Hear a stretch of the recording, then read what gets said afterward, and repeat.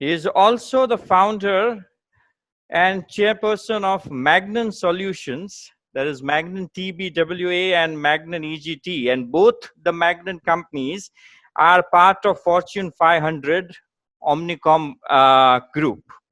And coincidentally, today the Magnan Solutions has completed 20 years, is first Fortune 500 companies to have completed 20 years.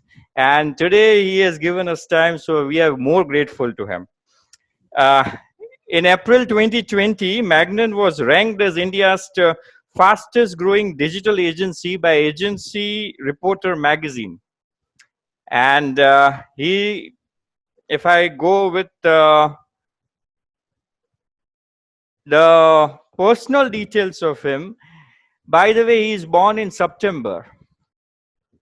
He is born on 18th September. And I need not to say how great the people born in September are. 17th September is the Prime Minister of the country. Mr. Narendra Modi is born on 17th September. 18th September he is born. 19th September I'm not talking. Anyway, he has done his honors in economics from Hansraj College, that is Delhi University, and post-graduation he has done in business management from Lal Bahadur Shastri Institute of Management, that is New Delhi. And if we look at what he has achieved, then he has won Asia Pacific Entrepreneurship Award in 2011. He has received CNBC TV Mercedes-Benz Young Turks Award in 2012. In 2015, he was listed by Impact Business World magazine amongst the 100 most influential people in India's digital ecosystem. And in 2016, he was awarded with the Entrepreneur of the Year award. Many people here will be happy to know he is the brand ambassador of Amazon Kindle Direct publication. And on 15th February 2019, Reliance Entertainment announced that they have acquired the rights for his film, web series, gaming and merchandise rights for Vineet's Harappa series. So, guys, that's Vineet for you people. So let's start our talks with him.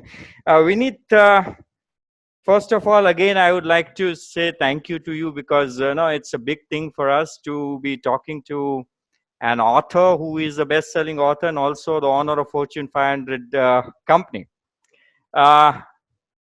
So, Vineet, this is something what I said, that is what we know from your public profile. Like people know about this, that's there on Wikipedia, and people all they know about this. But we would like to start by knowing you as a person, as a writer and as a dreamer, how this journey has been, how you started writing, and how are you as a person. We want to connect to you more as a person here. Thank you so much, Bhagirath, first of all, for the kind invitation and for the opportunity to interact with all of you. It's always a pleasure to be in the company of people who love books and who love reading and writing. So thank you for the opportunity of, for me to interact with everybody. Thank you also for the very kind introduction. I think you took a lot of time, but very, very, very sweet of you. So thank you very much for the detailed introduction that you shared with everybody. Coming to your question, for me, I think it's been quite a, I would say, a unique journey in the sense that it started, like you mentioned, 20 years ago. In fact, 21 years ago, in 1999, when I completed my MBA and I joined my first job. And apart from a writer, my primary, I would say, introduction is of being an entrepreneur. And my journey started back in 1999 in a very, I would say, unconventional manner. I was from the typical Indian middle class background. My father retired from the Indian Air Force. I've lived in various Air Force cantonments in life. A very, very typical, middle class family where what we were expected to do was to complete our graduation and then our post-graduation and then look for a job and basically spend our lives in, in some secure job, which offers a monthly paycheck and all of that. But I think destiny had something completely different for me in store. And it was in 2000 that I left my first job with GE. And that was the time when the whole dot-com wave had really hit the world. And it was, I think, in 1999 that a lot of exciting things were happening. And the euro was, the euro currency, and the European Union was formed in that year. Napster was a company that came up in Silicon Valley, and it promised to change the future of music forever. Jeff Bezos of Amazon was ranked as or was listed as the Time Magazine Person of the Year. So there was a lot of buzz of technology and of internet happening, and it promised to change the world forever. And it was in that, in those mad times, because there was this huge dot-com wave that happened, and then it crashed, and it was a strange time. And it was during that time when I gathered somehow the courage to take 14,000 rupees, which I had saved from my first job, and start a small company from the terrace top of a showroom in Lajpat Nagar. It was a generator room. The landlord removed the generator, and I put 2 rented computers over there. And that's how we started, our first digital agency, Magnon. But God has been kind. We stuck to our guns. And like you very kindly mentioned, today we are amongst the top 10 advertising groups in India. We work with 7 of the top Fortune 100 brands. We are more than 300 people across Delhi, Bombay, and Bangalore. So it's been a fantastic journey. And like I said, from a very typical Indian middle class household to becoming an entrepreneur and to being able to make some kind of a mark, for the company. So it's been a very gratifying journey, a very roller coaster ride. But yes, very, very gratifying. Thank you. How did you switch to writing? I mean, as you rightly said, you are widely known as an entrepreneur, but how come this author and also a best-selling author? Yes, so writing happened to me. I started with business books, and wherever I go and speak at various forums, whether it's the Jaipur Literature Festival or whether it is the various literature festivals in Bhopal and Chandigarh and various places that we go, Bombay. This is what I go and say, that till the age of 38, I did not even know, 39 I think, I did not even know that I was capable of fiction writing. And I share this with people all the time, because at times when we cross the age of 30, 35, we start thinking, okay, we know what we are supposed to do in life, we know what we can do and what we can't do, and we stop looking for new avenues. We stop looking for trying to discover more talent in ourselves, and we feel, अच्छा यार engineer हूँ तो अब engineering ही बना रहूँगा, अगर मैं corporate sector में हूँ तो now this is what my life is going to be, or whichever career. And I think my case of becoming a fiction writer and the spectacular success that the books have seen and the love from readers that I've received, I think that's another topic. But I always go and speak about it because I want my readers and I want everybody listening to me to know that there is no age, in which you should stop trying to look for new talent and discovering new capabilities in yourself. We'll come to that. But I'll tell you how I started writing. So it was basically, when my company started doing reasonably well, we were still a very small company, but, we had become about 30, 40 people, and we'd started generating some revenues and some profits. And it was at that time I felt 4 years had passed since I started my company with almost nothing. And we'd seen some basic success. And it struck me that there were so many people like me, so many youngsters like me out there who did not have money in legacy, who were not from business families, and who were not those fashionable Harvard and Stanford dropouts, and did not have any bleeding edge, technology innovation. But they were smart young people with fire in their bellies, and who wanted to build companies, who wanted to build startups, and who really, had the capability and the desire in them, but they did not have the right guidance. And you know, and another thing I noticed when I was doing my MBA, and then in the first couple of years of my company, I also used to go as visiting faculty to some MBA institutes to earn some extra rupees, you know, when the business was just starting out. And what I noticed was that there were lots of books available for very high end strategic management. You know, all those Michael Porters and Philip Kotlers and you know, and all the Jack Welches and Jim Collins, awesome writers. You know, I have personally learned so much from their books. But they would all talk about how to make a, you know, a mega corporation become a transnational corporation, or how to, you know, really expand businesses and brands across geographies and strategies around that. What I realized was there were very limited books for, you know, for that first generation entrepreneur who, like I said, who does not have money, who does not have business support, but he wants to do something. She wants to create something. And I felt I had done that a little bit in the first 3-4 years. And which is where I felt that I should write about it. I should reach out to those tens of thousands of people who want to build their companies, who want to, you know, give this career option a shot, and who feel who have it in them to, you know, build startups, but have no guidance. So I wrote my first book, Built from Scratch, back in 2004. You know, I was very young at that time, and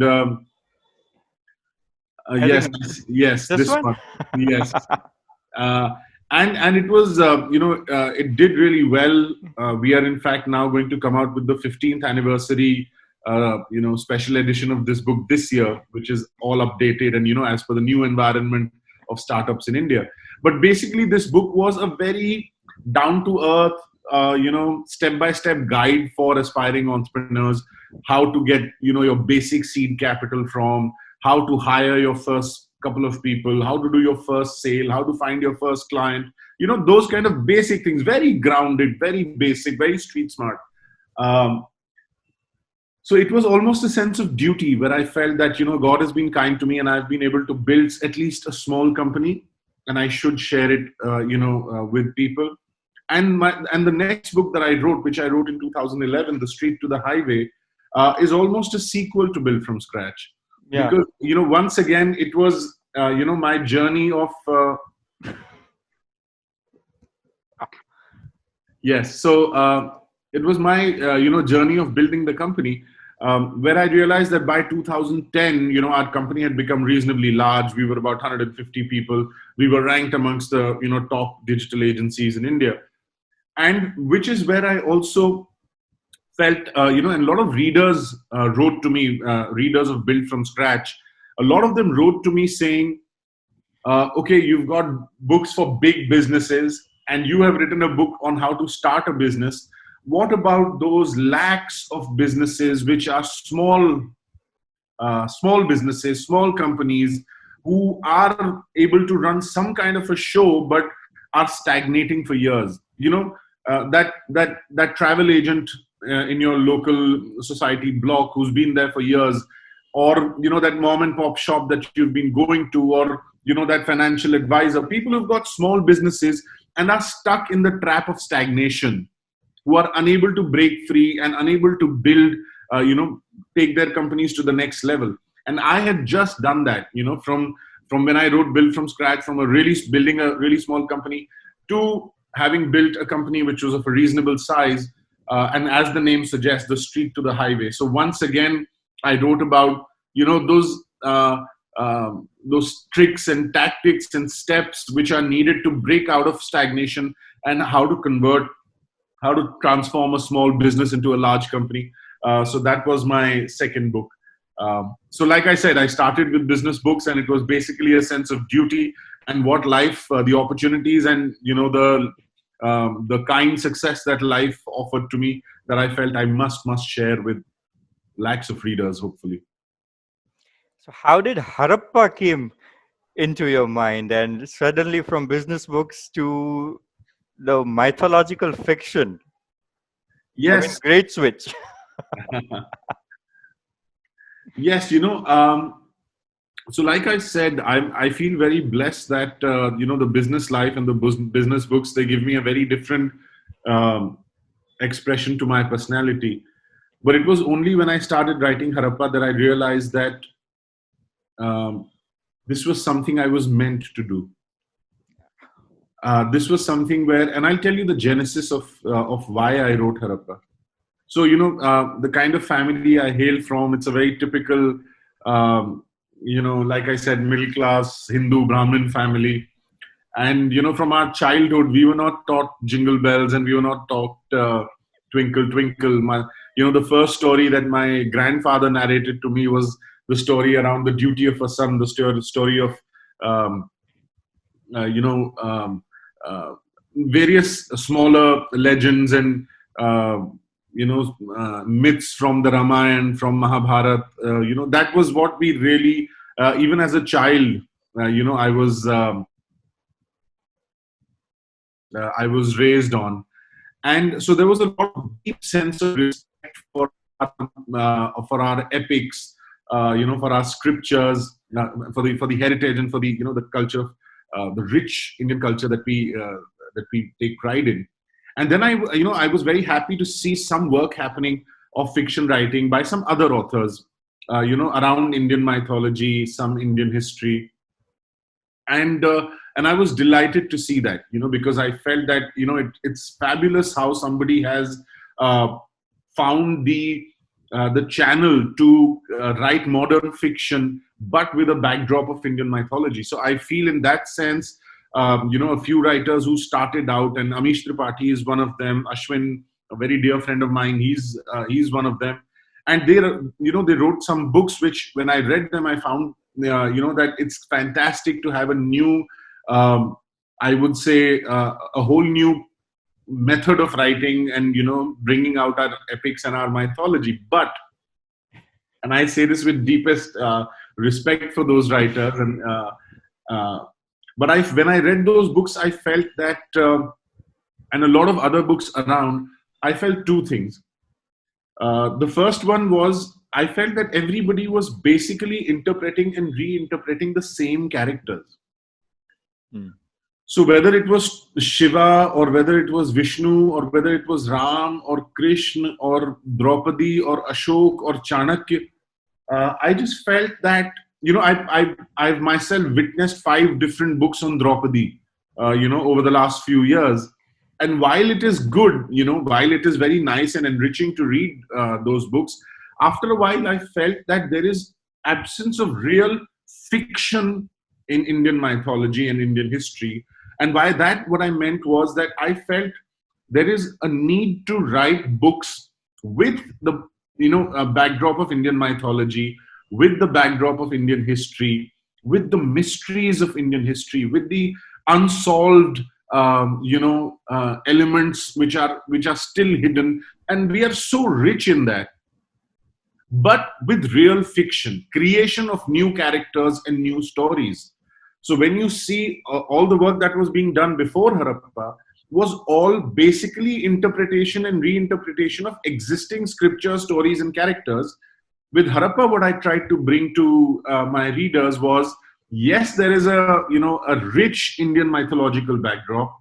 Yes, there is a lot of historical underpinning, but the story is absolutely, a fresh creation. The characters are fresh creation. And I must tell you, Bhagirath, that I have received so much love, in the Harappa Trilogy. I've written 3 business books before the Harappa Trilogy.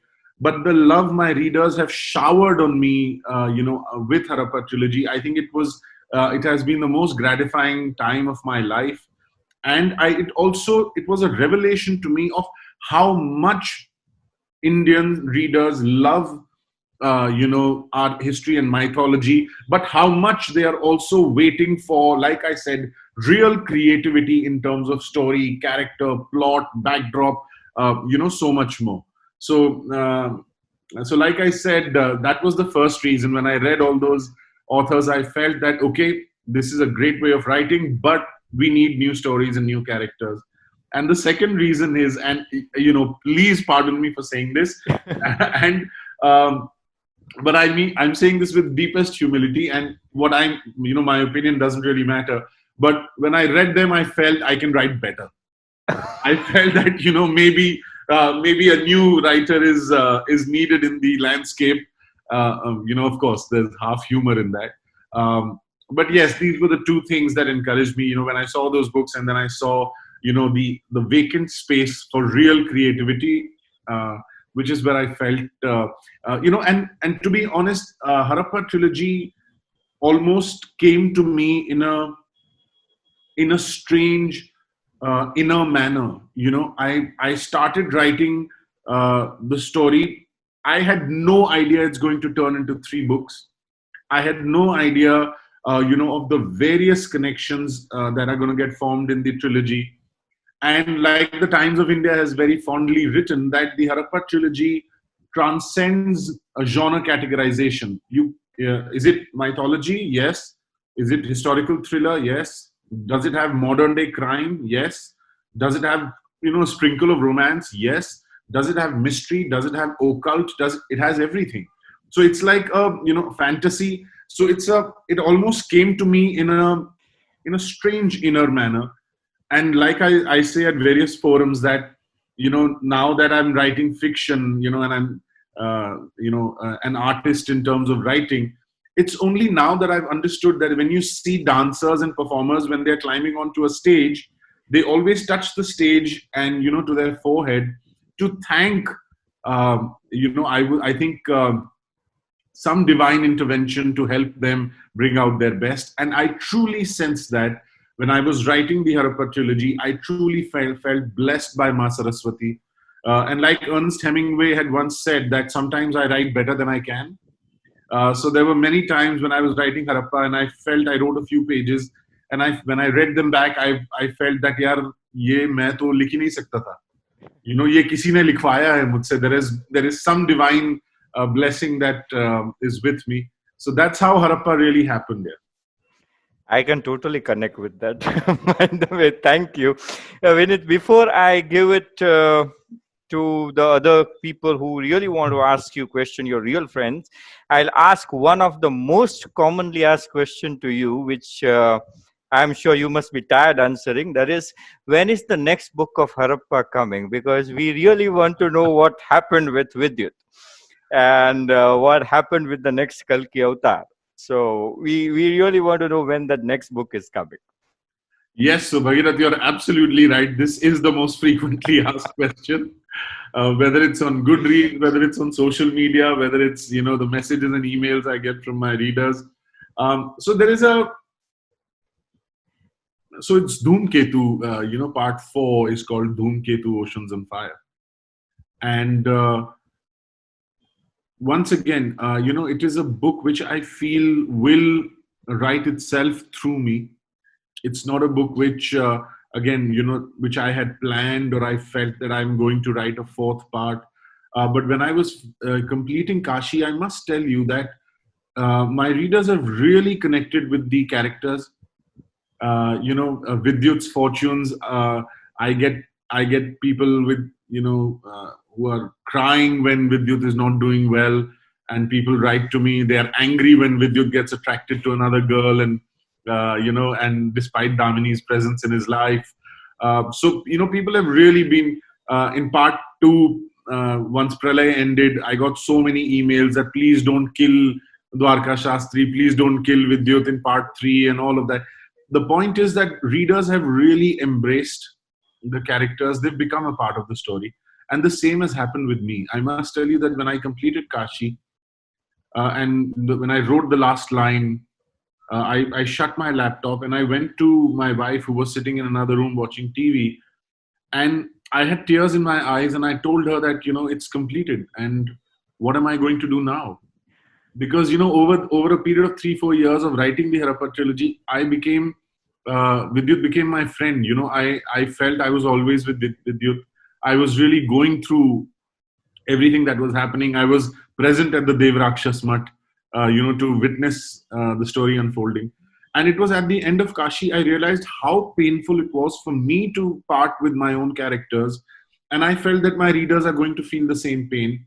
Plus, the way Kashi ended, there is a whole new epic, I think, waiting to be written. Dhoomketu is the first part. I wanted to take a break. I was tempted to write Dhoomketu straight away. But I wrote Mastaan because of two reasons again. One, I wanted to take a break. I wanted to, like I said, Kashi, Pralay, and Harappa happened to me. I wanted Dhumketu, and if there's another part after that, to come with the same inspiration. Secondly, I wanted to write. I've always wanted to write about, Delhi, about the mystique of Delhi, about old Delhi, about the Delhi in the time of the Mughals, of the East India Company at the time of the British Raj. And I always had a beautiful story in my mind around that. So, which is why I wrote Mastaan. It's going to be two parts. Like you said, the first part is already released. It's called Mastaan, the Fallen Patriot of Delhi. And the second part is called 1857, the Sword of Mastaan. So I'm going to write, I'm almost done with the second part. Hopefully we will release it when the Corona challenge becomes a little more subdued. So probably, hopefully by the end of the year, if things are okay. And then, I'll go back to the Harappa series and, and start writing Dhumketu. So we can expect it by 2021, hopefully. In end of 2021 or maybe beginning of 2022. Oh, that will be a long wait.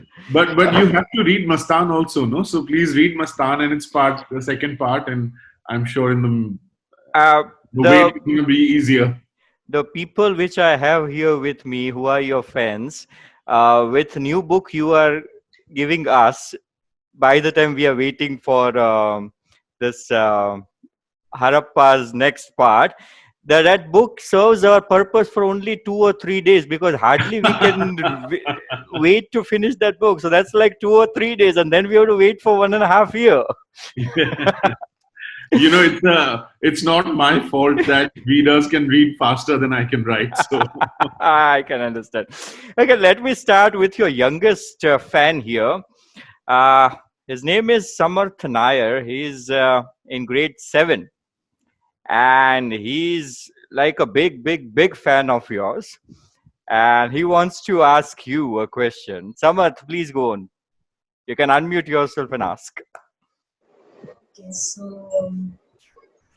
while I was reading the book Harappa, actually I was reading Kashi, we came to know that Dwarka Shastri actually was prophesied to die at some other time, according to me, while I was reading the book. But then he gives beyond that time. He, continues giving. So why does that happen? Because I did not notice anything at the backstory like that. So why did that happen? So Samarth, thank you so much. First of all, it's so nice to see you reading and enjoying the trilogy. I must tell you that my daughter is in class 7th also, and she is a huge fan of the Harappa trilogy.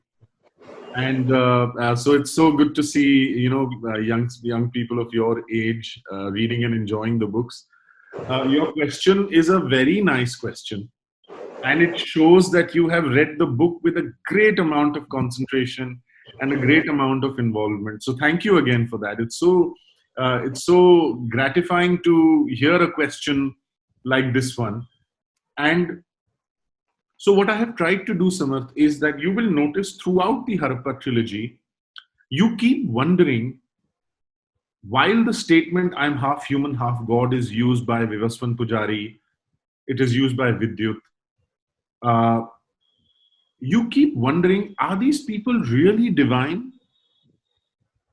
Do they really have the hand of divinity in them? Or are they just extraordinary, great human beings who have risen above what ordinary human beings can be?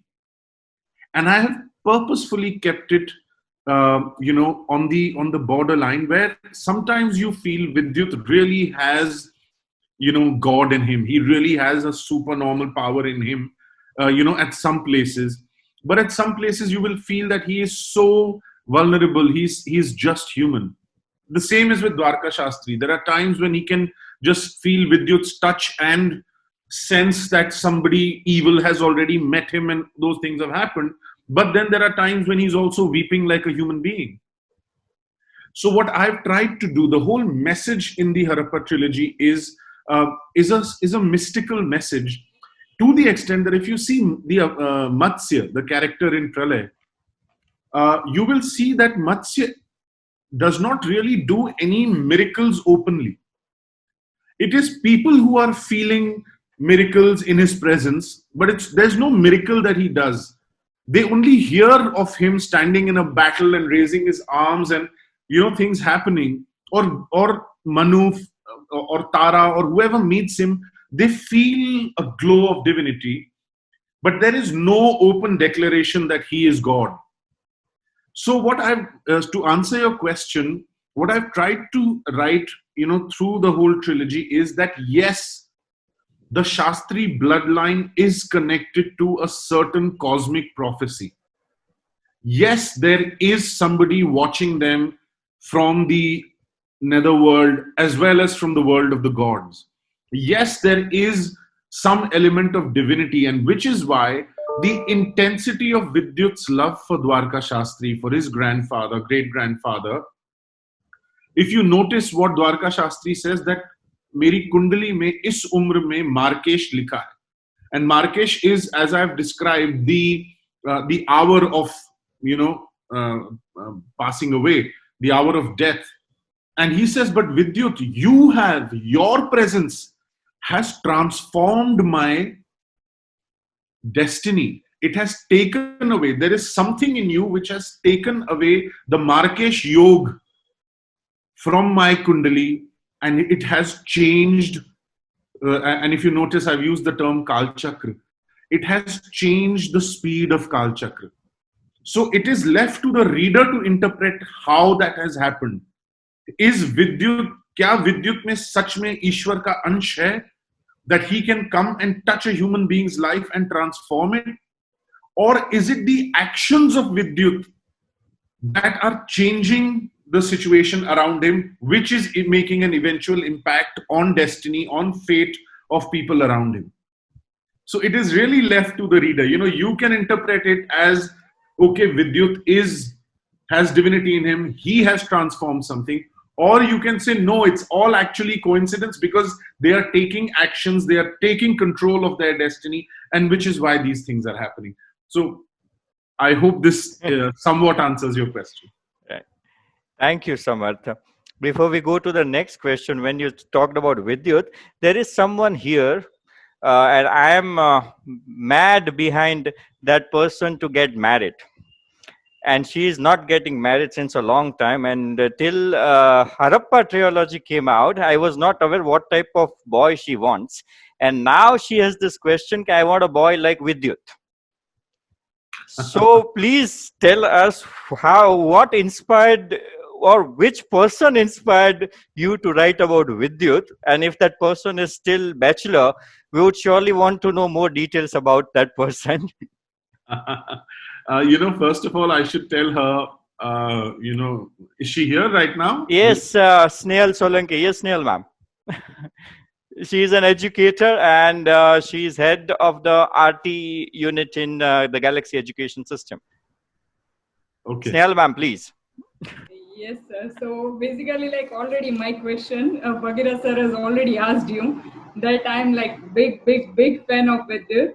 And he's always after my life that when are you going to get married, what type of boy you want. But when I read this book, I clearly mentioned that I want boy like him. So if you have someone, please find it. So yes, that's a question for you, that actually is there somebody like him, or what inspired you to create a character like Vidyut? So Snehal, it's so sweet of you and so kind of you to, feel the connection with Vidyut. But I must tell you, and I hope this doesn't break your heart, but you are not the only girl in India. You will be amazed at the number of female readers who write to me. You can also go to Amazon and Goodreads and read some reviews where some girls have actually written that, you have raised the bar for men so high with Vidyut that I don't think I'll ever find a guy who's good enough for me. So, but I'll tell you about Vidyut, Snehal. I think Vidyut is somebody who it's not just you who feels that, Vidyut is somebody I can get married to. Vidyut is somebody who would, probably somebody of a senior age would want Vidyut as a son. I would want Vidyut as a friend. People would want Vidyut around them. And I think what I've been able to do with Vidyut is, he is somebody that I would personally aspire to be. You will see that some of the characters, and it shows how much a fan I am of my own character, that a lot of things that Vidyut's background is similar to mine. You know, he's an entrepreneur, he lives in, you know, so and so, and his lifestyle and all is something that I've picked up from me, but nothing more, because Vidyut is so divine and Vidyut is so accomplished. But the one thing I must tell you that what I've tried to do with Vidyut is I've tried to, and it was only midway through writing the book that I realized that the inspiration for Vidyut has also come. There are elements of Lord Ram in Vidyut. I'll tell you why. If you notice, you know, about Lord Ram, the one thing about Lord Ram is that he is capable beyond a description. You know, you won't find words to describe the capability or the power or the skill or the wisdom of Lord Ram. But at every moment through Ramayana, you only see Lord Ram, you know, in deep humility, you know, and connecting with everybody. And so I somewhere felt that, you know, I need to have, you know, a character like that. Plus, you will also see that, and I must share with you that, you know, Bhagirath mentioned that Reliance Entertainment has, you know, bought the screen rights for web series and or two big films like Bahubali for the Harappa Trilogy.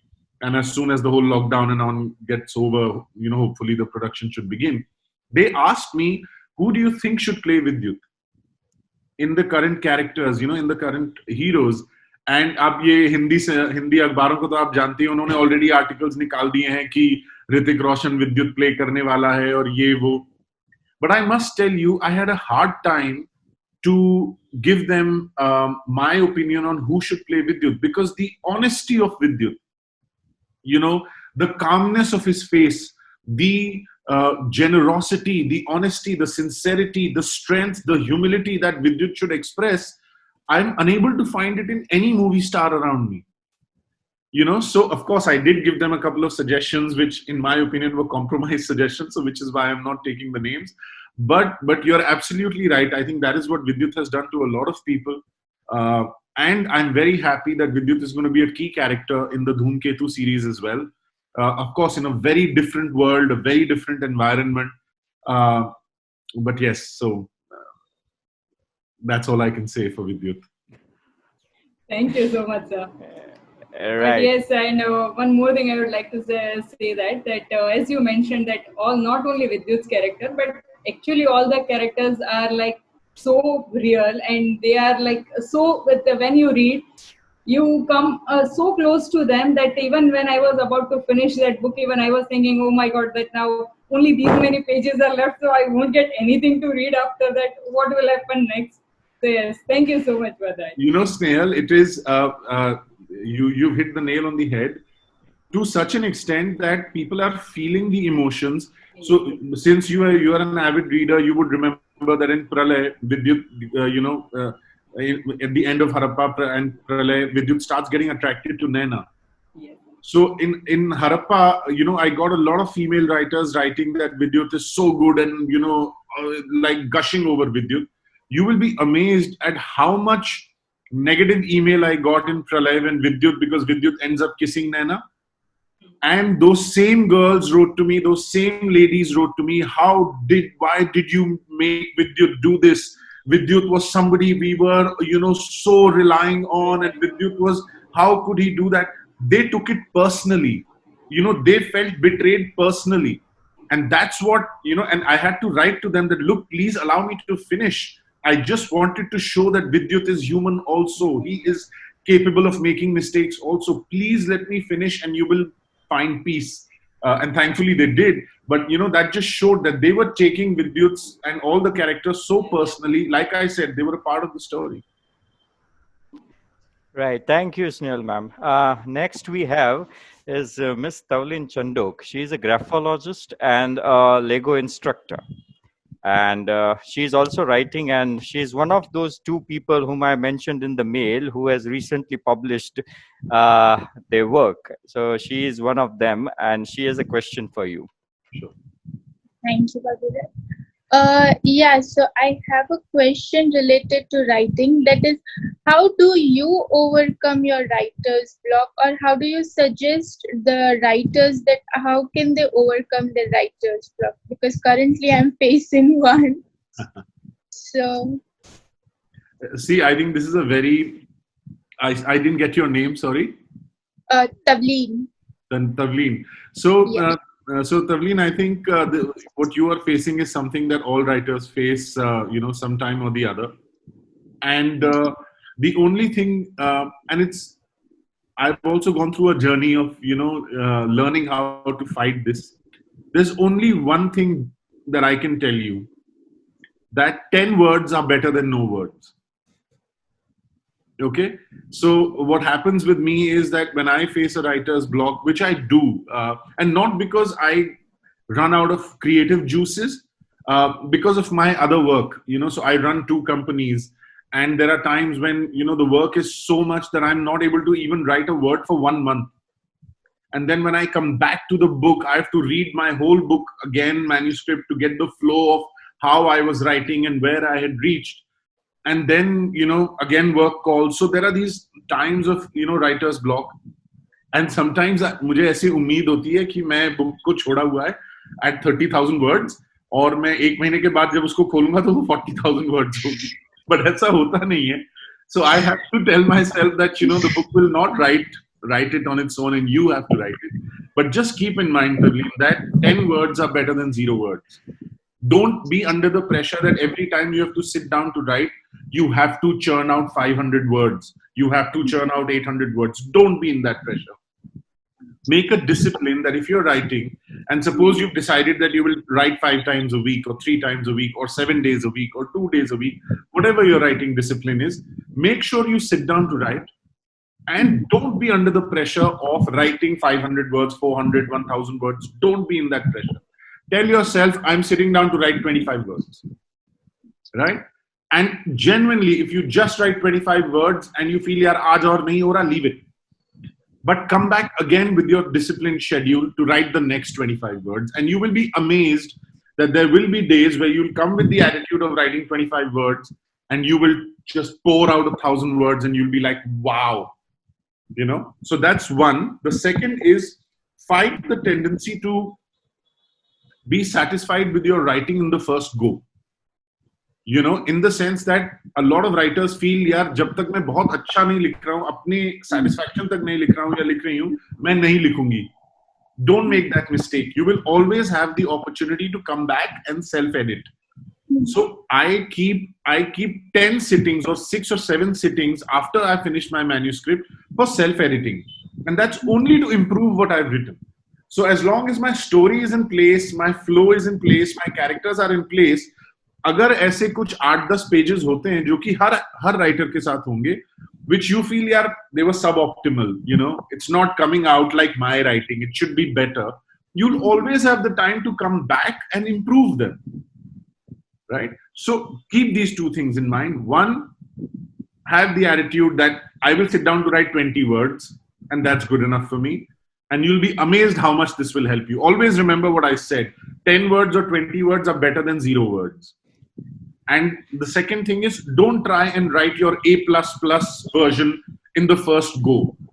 Some writers call it the vomit edition, which basically means just blurt out everything you have to write. You can keep improving it later. I don't agree with that, because I feel there should be a certain amount of quality check even in the first script, but don't wait for perfection. So I think these two things will really pull you out of your writer's block and you'll be able to write much faster. Thank you. Right, thank you. Then I'll go to the next one, who is also a published one. They both published together. Devarshi. She is doing her engineering from Mumbai, and she is also writing. Thankfully, you answered about writer's block, because she many a times have question on that. So Devarshi, go on your question. Okay, so to be honest, I'm not an avid reader, but I'm much more keen to know what leads to such an amazing book. So my question is that you are an entrepreneur, you run 2 companies, you are a writer, you have given such amazing books. So how do you prioritize your work? Okay, so I think those are 2-3 questions. Um so the first is that since you said you're not an avid reader, I would suggest that if you're aiming to be a writer, always read a lot, because I forget his name. I think Akira Kurosawa, who's the famous Japanese filmmaker, and he basically says creativity is nothing but a combination of our subconscious memories, right? You will be able to create a character. So suppose in the Harappa Triology, I create a tantric character called Trijat Kapalik. He's actually a combination of various, of my own memories from different books, movies, PlayStation games, a lot of those things. So if you already know you're not an avid reader, but you want to be a writer, I think you should become an avid reader. That is my, polite suggestion to you. The second is, you said, how do you come out with such a high quality or such a successful book? So there are two elements that play a role in that. I can't really answer that question. It's like saying, how can you make a movie that becomes a super hit? Nobody knows. Every filmmaker tries to make a film with the hope that it's going to become a super hit. Every writer writes a book thinking it's going to become a bestseller. So there's no formula to it. But there are two things that are important for, I feel basic elements for a book to become a bestseller or to become a big hit. One is write about things that you really know.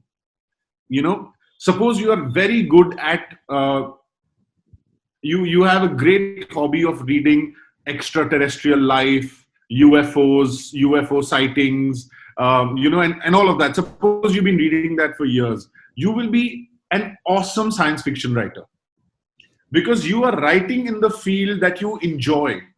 So when I wrote the Harappa Trilogy, I wrote it because the whole concept of the mystery of the vanishing of the Indus Valley civilization, did the Saraswati River exist or not? Was there an Aryan invasion? Or is that just basically a conspiracy created by Western historians? So there were so many things that I really enjoyed. So when I started writing about those, it just, came as a flow. So try to write about things that you're really passionate about or knowledgeable about. And the second is, do not undermine the marketing of the book. A lot of writers, they feel that, मेरा काम लिखना है, उसके बाद marketing publisher करेगा या कोई और करेगा. तो ऐसा नहीं होता है. And I have I run a publishing house called Tree Shade Books. And when you go to the website, treeshadebooks.com, you will see we ask a question: are you an authorpreneur? Because today, if Amish Tripaঠি's books have become so famous, or Chetan Bhagat's books have become so famous, it's not just because they write well. Because there is a lot of debate. A lot of people, have differing views on that. But what is common between both of them? What is common is that they've spent 1 decade marketing and promoting their books. So keep these two things in mind. Write about things that you really deeply feel for and you feel you have knowledge, and do not underestimate the power of marketing. It's very, very important. Writing and completing your book is only 50% of your job. The remaining 50% is to get your books into the hands of thousands of readers. Okay. Thank you, Devashi. We are running lack of time. Vineet, can we quickly take 2 questions? Yes. Vidhi ma'am has a question. Vidhi ma'am, go on if you were to ask this question. Okay, Deep, you wanted to ask on BF? Okay. Yeah, actually. Okay, Deep is a big fan of yours. And when he came down to Rajkot and went back to Bangalore, he took 2 of your books from me. I want to finish this, and after finishing halfway, he's asking me, where is the 3rd book? I said, okay, that's with me. Now you'll have to wait for that. So he's good in, and he wants to go into mass communication. So that's his dream. Yes, Deep, your question. So after reading the 2 books, I was waiting, like, okay, when I'll come back to Rajkot and borrow the 3rd book to read it. And in between, I found out that the e-version is also available. So I bought it and I read it. So towards the end of the 3rd book, when Vidyut and the warriors of Devrakshas Mutt, they enter the cave for the final battle, there's this description of a tall statue or a rocky outcrop which has wings and horns. So with each line of the description, I realized, okay, this is turning out to be Lucifer or Satan, which is an entirely different mythology. So since the till that point, all the aspects were rooted down in the Hindu mythology. How did you come up with this idea? Okay, now bringing in this will make it even better. Like, why didn't you stick with the evil versions in the Hindu mythology, like Vikritis or Pisachis or any other evil spirits for that matter? Why did you go to Lucifer? That's again, Deep, a very, very good question. And only as somebody who was really deeply connected to the story will ask this question. So please accept my gratitude. Again, very key reasons for doing this. The first is, if you notice through the entire book, I have mentioned the big man from Rome. And in the first book, when you read the first book, Harappa, it becomes very evident that I'm talking about the Pope. But you will be amazed that by the end of the first book, a lot of people came and told me that you're taking a lot of risk by writing, about the Pope in this manner, and it may not be accepted and all of that. Yeah. So there is a small element in Pralay, you will notice, where I've shown him to be a high priest in the Roman Catholic Church, the big man, and not the Pope himself. So that was basically, I wanted to save myself from fanatics of all kinds. But what I wanted to do was, I wanted to show that since it's an international conspiracy, and because there are people who believe in different gods and different mythologies involved, there were 2-3 messages I wanted to convey. The first was, I wanted to convey that the forces of good and evil are all the same. They are hailed by different names. They are called and summoned by different names. But evil is evil across the board. So if Trijat Kapalik is actually hand in glove with a Roman high priest who is also a practitioner of dark occult, and the two of them are together, which means that Trijat Kapalik has broken free from the shackles of being only a Hindu or Indian occult practitioner and has moved into another world where he's being handheld by another practitioner of occult. The second, so what I wanted to show was that whether it is Hinduism, Christianity, Islam, evil is evil. The forces of evil, whether in this world or out of this world, are all the same. And they are connected just the way the forces of, good and God are connected. Which is why you will see that there is a description in Pralay again, where Purohitji tells Vidyut that somebody tried long distance exorcism on you. And it also describes, and it is reality that in the Second World War, the Pope of St. Peter's, he actually tried long distance exorcism on Hitler, and then he's on record saying that I cannot perform it because Hitler is not a messenger of the devil; he is the devil himself incarnated on earth. So his long distance exorcism failed, but which means that जैसे हमारे यहाँ बोलते हैं आत्मा को बुलाना और जो occult में बात होती है, उसी तरह वहां पर भी exorcism होता है. And I once again wanted to show that it was a Western exorcism competing with Dwarka Shastri, with Indian exorcism. The power was the same.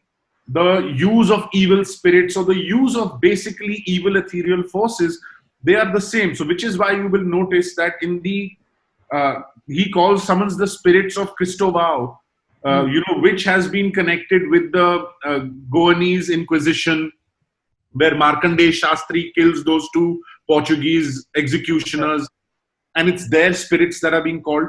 The reason I wanted to do this was I wanted to show a very interconnected world of occult, a very interconnected world of evil.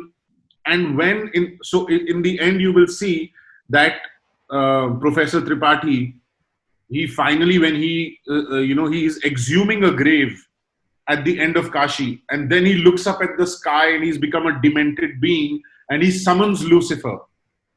So now in Dhoomketu, I will show how, and I've not even started writing it, and I don't know, exactly what I'm going to do, but I'm very, very determined to connect Western mythology in some form with Indian mythology and occult and show a connected force. Because at the end of the day, when the Kalki avatar comes, he does not come to destroy evil only of India. He comes to destroy evil in the world, which means that he is to be worshipped by or followed by people from all races, regions, continents. So there has to be some interconnectivity of belief and of cultures and of belief systems, which is why I introduced a Western villain, occult villain, in the Yagyashala of an Indian tantric. Because that introduction was quite unexpected. I mean, I'm pretty sure none of your readers would have expected Lucifer to be introduced at the end as the occult practitioner.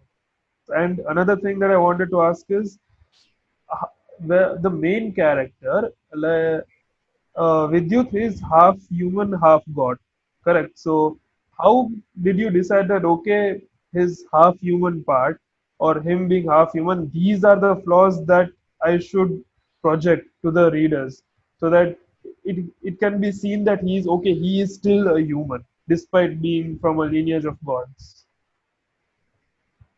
Again, very good question, Deep. So I actually let the story decide that. When I started writing about Vidyut,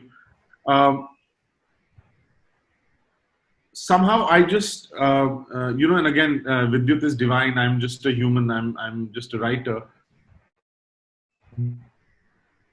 A lot of places I put myself in Vidyut's place, whether it was places where he becomes an extraordinary human and outperforms, any ordinary human being. I placed myself in that place and I asked myself, what would my ideal human being do in this situation? And I put Vidyut there.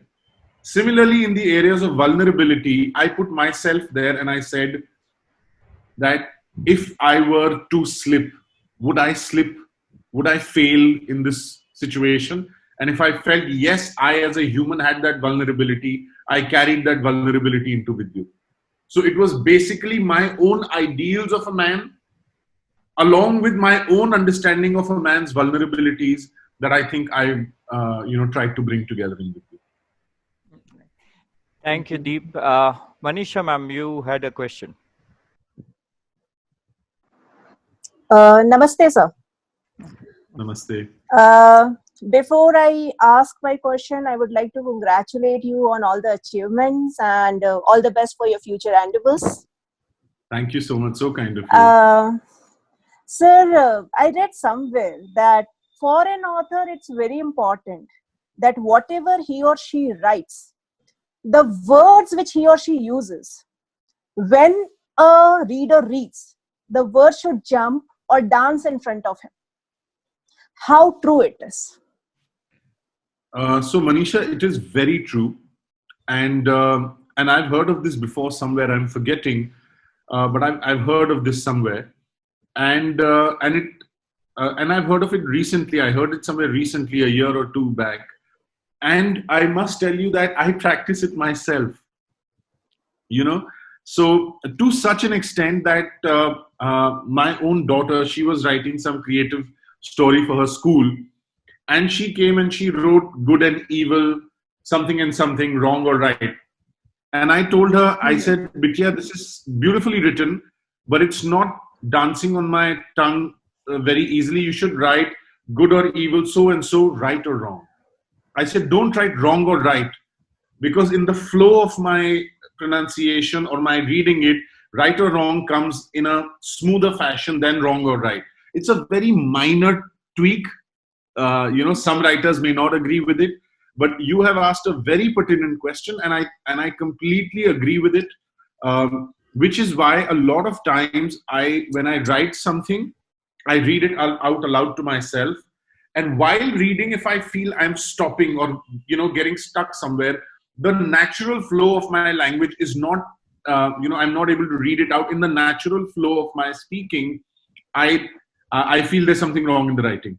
So I try and improve that area to make the flow better. I also sometimes go and read it out, or I would ask somebody, a near and dear one, to read it out to me, because I think the sound and the way you said, the dancing of the words is really, really important. And I think it just makes the book an easy and a breezy read, so there will be some books I have experienced. I'm reading some books where I feel यार content तो बहुत अच्छा है, लेकिन बड़ी मुश्किल किताब है यार, बहुत effort लग रहा है पढ़ने में, या speed बहुत slow हो रही है पढ़ने में.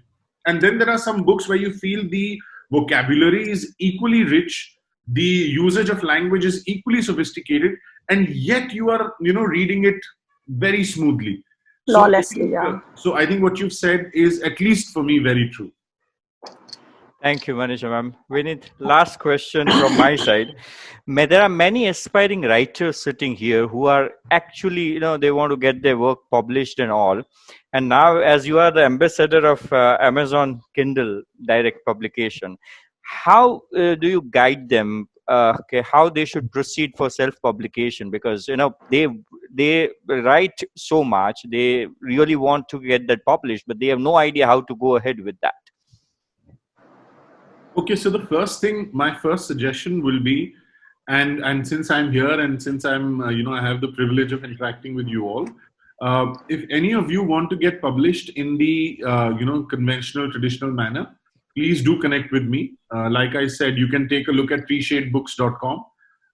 We've released about 25 books in the last 12 months.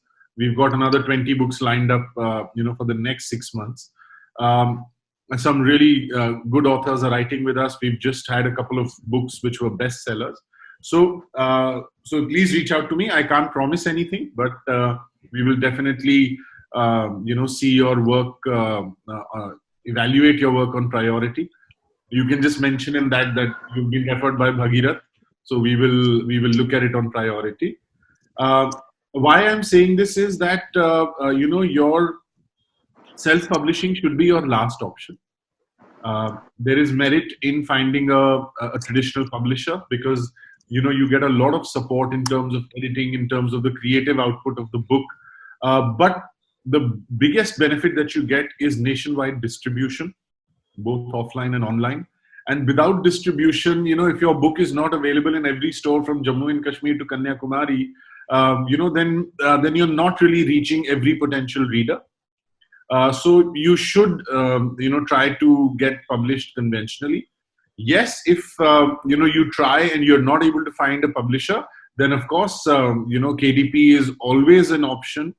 A lot of writers, I know a writer called Sundari Venkatraman. She's a very dear friend. She's written about 20 books. She has now, her last 3 books have been picked up by traditional publishers, but her first 14 or 15 books were just on KDP. And she told me that she earned 1 lakh plus, rupees in royalty every month. Of course, she wrote a lot of books, so she's built it up over a few years. But KDP is a definite, option. But like I said, it should be your last option. You should first try and get a quality publisher to back you, because the advantages are too numerous to ignore. Right. Thank you so much, Vineet.